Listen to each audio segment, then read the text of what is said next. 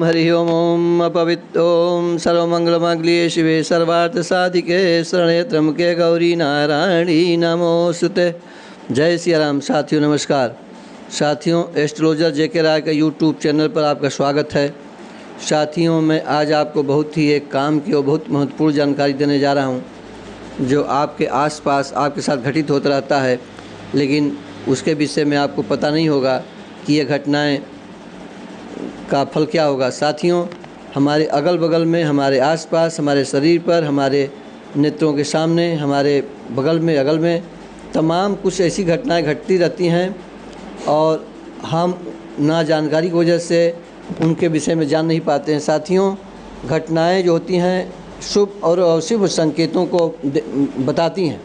साथियों, जैसा कि आपने सुना होगा कि जब भरत जी जब अपने ननिहाल से अयोध्या के लिए प्रस्थान किए हैं तो उनको रास्ते में तमाम तरह की जो घटनाएं दिखाई पड़ी, जो पेड़ पौधे वृक्ष इत्यादि सब दिखाई पड़े, जो जानवर दिखाई पड़े, उनके विषय में उनके मन में शंका पैदा हुआ कि ये कुछ अशुभ समाचार दिखाई पड़ने वाला है, कुछ सुनाई पड़ने वाला है। तो साथियों, इस प्रकार यह प्रमाणित है कि हमारे अगल बगल में जो भी घटनाएं घटित होती हैं उनका कुछ न कुछ शुभ और अशुभ संकेत होता है। तो साथियों, इसी विषय में आपको जो हमारे शरीर पर जो छिपकली गिरती है तो किस अंग पर छिपकली गिरने से क्या फल होता है, क्या शुभ होता है, क्या अशुभ होता है, इसके विषय में आपको एक आवश्यक जानकारी देने जा रहा हूं। यदि आप हमारे चैनल पर प्रथम बार उपस्थित हुए हैं, हमारी वीडियो पहली बार देख रहे हैं, तो कृपया हमारे चैनल को सब्सक्राइब कर लें और बगल में बेल आई घंटी को भी प्रेस कर लें, जिससे हमारी बनाई वीडियो आपको समय प्राप्त हो सके और आप हमारी जानकारी का लाभ उठा सकें। और साथियों, यदि आपसे अभी एक रिक्वेस्ट है कि यदि आपको हमारी बातें अच्छी लगें तो हमारे वीडियो को शेयर लाइक करने कष्ट करेंगे।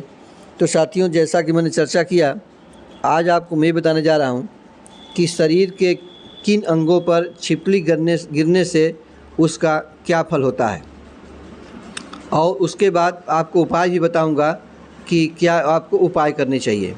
तो साथियों, सबसे पहले हमारा सर होता है, मस्तक होता है, सिर होता है, इस पर यदि छिपकली गिरती है तो आपको राज्य लाभ अर्थात नौकरी इत्यादि पाने के संकेत मिलने वाला है। आपको नौकरी मिल सकती है, आपको उसमें पदोन्नति हो सकती है। और यदि आपके कपाल पर, कपाल मतलब गाल, यदि गाल पर गिरता है तो आपको ऐश्वर्य की प्राप्ति हो सकती है, मतलब आप एक महानुभाव श्रीमान की श्रेणी में आ सकते हैं।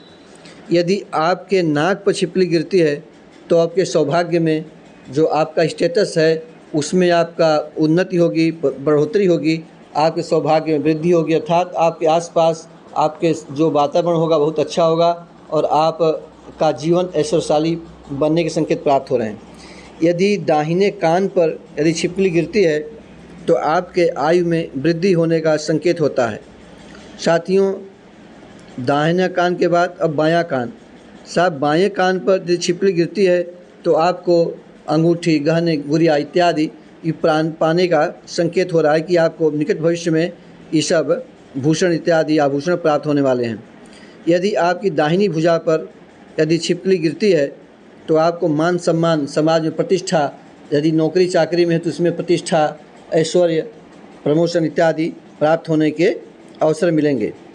साथ ही वहीं पर दाहिनी भुजा में आपको इतने शुभ फल है, लेकिन बाईं भुजा पर यदि छिपकली गिरती है तो उससे धन हानि हो सकती है। और यदि आप जो कहीं नौकरी में हैं तो उसमें कुछ परेशानी आ सकती है, उसमें कुछ बाधा उत्पन्न हो सकती हैं, कुछ राज्य की तरफ से भय उत्पन्न हो सकता है।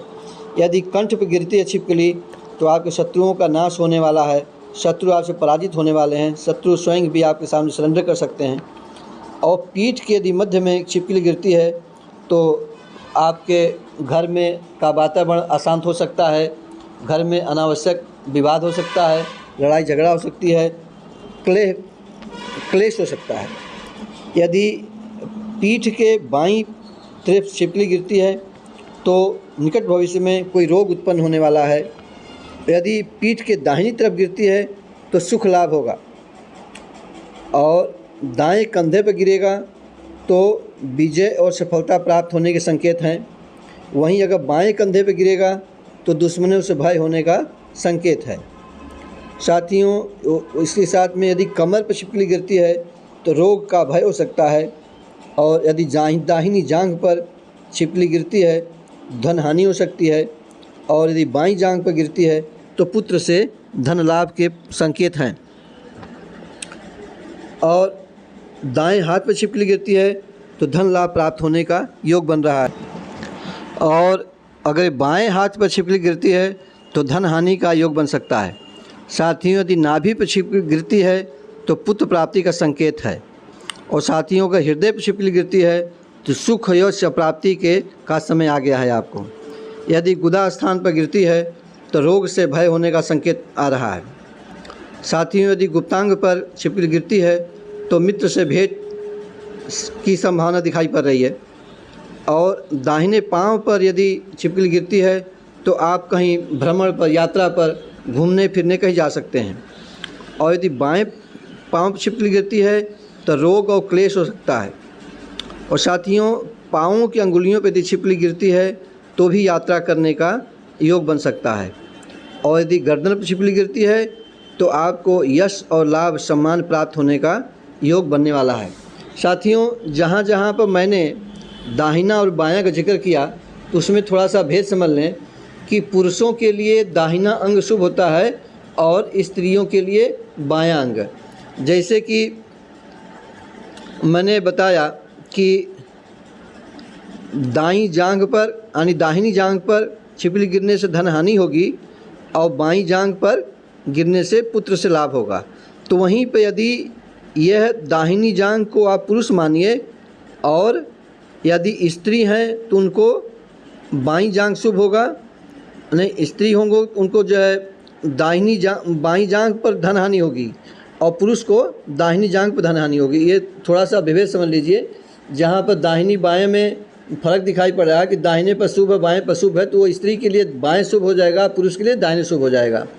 तो साथियों इस प्रकार मैंने आपको शरीर के विभिन्न अंगों पर छिपकली गिरने का क्या फल होता है इसके विषय में आपको बताया। अब यदि छिपकली गिर जाती है तो शुभ अथवा अशुभ किसी भी स्थान पर छिपकली गिरी हो तो उसके निवारण के लिए आपको करना चाहिए कि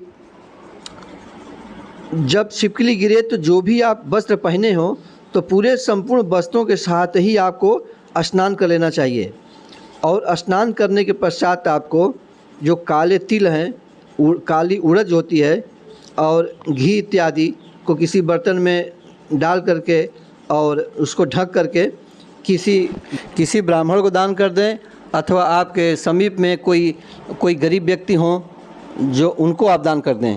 तो साथियों छिपकली गिरने के शुभ फल में आपको सिर्फ स्नान करने से आपको शुद्धि हो जाएगी, लेकिन यदि अगर ख़राब जगह पर उसका फल आदेश है, ख़राब अंगों पर गिरी हुई है, तो आपको जैसे मैंने बताया कि दान और मृत्युंजय जप इत्यादि करना चाहिए। तो साथियों ये जो जानवरों द्वारा क्रिया जो कर्म होते हैं, जो क्रियाकलाप होते हैं, वह हमारे जीवन का एक संकेत होते हैं। वो संकेत देते हैं कि क्या शुभ और अशुभ होने वाला है। तो साथियों मैंने आपको छिपकली गिरने का क्या फल होगा इसके विषय में आपको जानकारी दिया।